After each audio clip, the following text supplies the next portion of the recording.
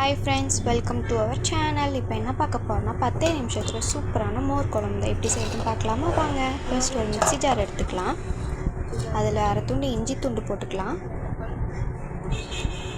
ஒரு 3 பச்சை மிளகாய் அதில் ஆட் பண்ணிக்கலாம். இந்த ரெண்டுமே நான் வாஷ் பண்ணிட்டு தான் ஆட் பண்ணியிருக்கேன்.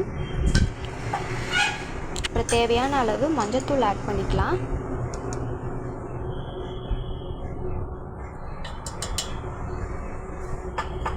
அப்புறம் தேவையான அளவு சீரகம் ஆட் பண்ணிக்கலாம்.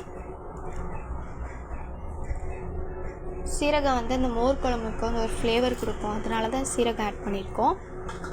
அப்புறம் ஒரு 2 டேபிள் ஸ்பூன் கடலை மாவு ஆட் பண்ணிக்கலாம். கடலை மாவு நம்ம குழம்புக்கு ஒரு திக்னஸ் கொடுக்கும், அதுக்காக ஆட் பண்ணிக்கிறோம். கடலை மாவு இல்லைன்னா நீங்கள் பொட்டுக்கடலை கூட 1 டேபிள் ஸ்பூன் இல்லைன்னா ஒரு 2 டேபிள் ஸ்பூன் நீங்கள் ஆட் பண்ணிக்கலாம்.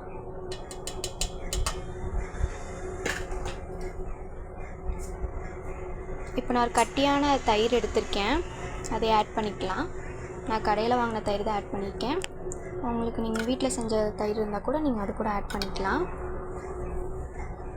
கொஞ்சமாக தண்ணி ஆட் பண்ணிக்கலாம். இப்போ நம்ம கேப் போட்டுக்கலாம். மிக்சியில் அரைச்சிட்டு வந்துடலாம். இப்போ அரைச்சிட்டோம், ஓப்பன் பண்ணி பார்க்கலாம். இப்போ பார்த்திங்கன்னா இந்த மாதிரி ஒரு க்ரீமியாக இருக்கணும். பார்த்தாலே தெரியும் க்ரீமியாக இருக்கிறது, ஏன்னா நம்ம கடலை மாவில் ஆட் பண்ணனால க்ரீமியாக இருக்குது. இப்போ இதை க்ளோஸ் பண்ணிக்கலாம். க்ளோஸ் பண்ணிவிட்டு ஓரமாக எடுத்து வச்சுக்கலாம். இப்போ இதுக்கு தாளிப்பு ரெடி பண்ணிக்கலாம். ஒரு பேன் எடுத்துக்கலாம். பேன் நல்லா ஹீட் பண்ணிவிட்டு ஆயில் ஆட் பண்ணிக்கலாம். ஆயில் நல்லா ஹீட் ஆனபோது கடுகு 1/2 ஸ்பூன் போட்டுக்கலாம். நல்லா பொரியட்டும். 2 வரமிளகாவும் 4 கிள்ளி வச்சுருக்கேன், அதை ஆட் பண்ணிக்கலாம். இப்போ இதை நல்லா வறுத்துக்கலாம்.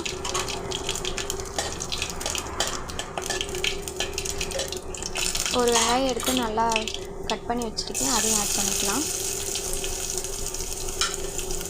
ஒரு கொத்து கருவேப்பிலையும் இதில் ஆட் பண்ணிக்கலாம். இப்போ நல்லா இதை வதக்கிக்கலாம். இந்த மாதிரி வதக்கினோடனே நம்ம அரைச்சி வச்ச பேஸ்ட் ஆட் பண்ணிக்கலாம். இது கூட கொஞ்சம் கட்டியாக இருக்கும், இது கூட இன்னும் கொஞ்சம் தண்ணி ஆட் பண்ணிக்கலாம். நம்ம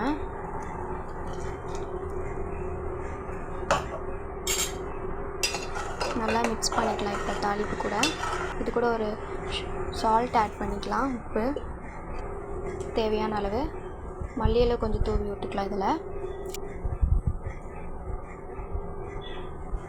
எல்லா குழம்புக்கும் இந்த மாதிரி மல்லியில தூவி விட்டால் நல்லாயிருக்கும். இதை நல்லா நம்ம மிக்ஸ் பண்ணிக்கலாம். இது கொஞ்சம் கொதிக்க வச்சுக்கலாம்.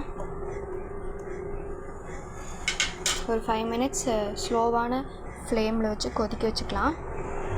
பார்த்திங்கன்னா இந்த மாதிரி நுரக்கட்ட ஆரம்பிச்சிருக்கணும்.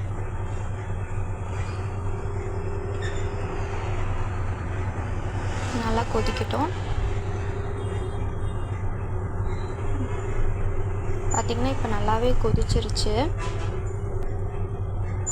இந்த மாதிரி இதாக இருந்தாலும் ஆஃப் பண்ணிக்கலாம். இந்த வீடியோ உங்களுக்கு பிடிச்சிருந்துச்சுன்னா